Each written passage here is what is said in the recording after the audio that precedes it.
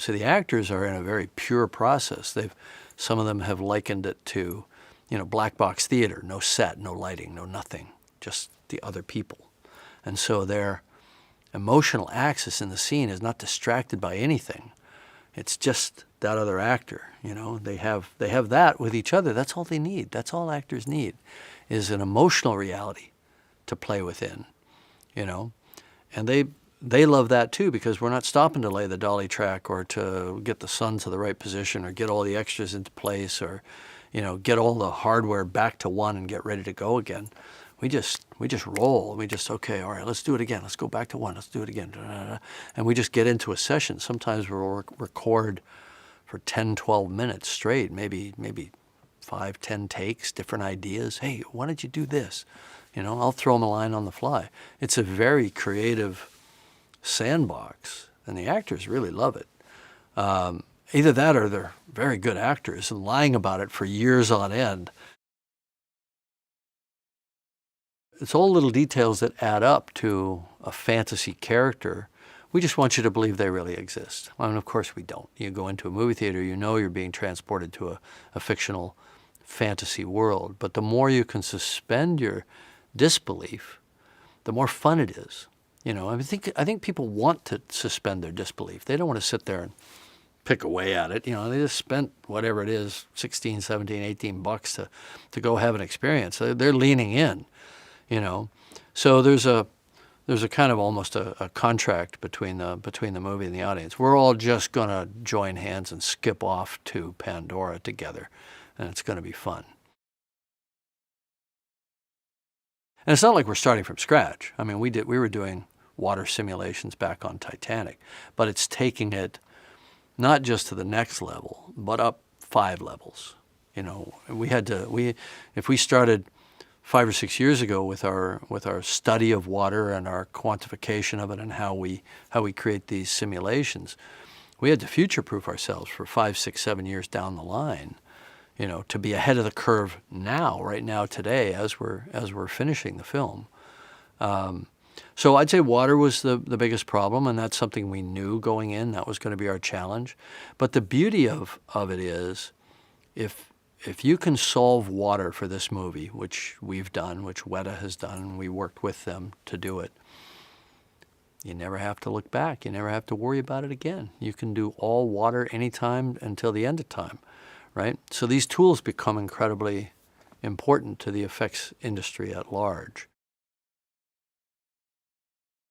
It was such a change from working on Titanic, where she was quite experienced at the time but she had never been on a film of that scale. So it was all a bit bigger than her, a bit overwhelming for her. She did a masterful job, obviously, but on this film, she'd been around the block and done enough movies, and she came in and she spent 2 or 3 days watching how it was all done, and then basically started producing the scenes. But it was fun. I welcomed that, and it was we found it both to be not only a great working relationship and the creation of a very strong, memorable character, and she enjoyed all that, but almost like the freedom to be in a different body, to have a tale and to have a way of walking a movie. And Kate has she's got quite a presence in the film. She's not really like anybody else in the movie. Maybe Neytiri is the closest, because they're both very strong kind of alpha characters, and of course they clash for that reason. And that was fun. Watching them meet and clash is one of my favorite parts of the film. The key to it was to shoot really underwater and really at the surface of the water, so people were swimming properly, and they were taking their own weight to get out of the water properly or diving in properly, and it just looks like that. It looks real, because the motion was real. And the emotion was real, because these kids are having to learn how to be underwater. They don't know how to be underwater. They were raised in the forest. And so, their fear factor probably helped. Although everybody was very, very well trained, and we used a very safe and systematic way to allow them to dive.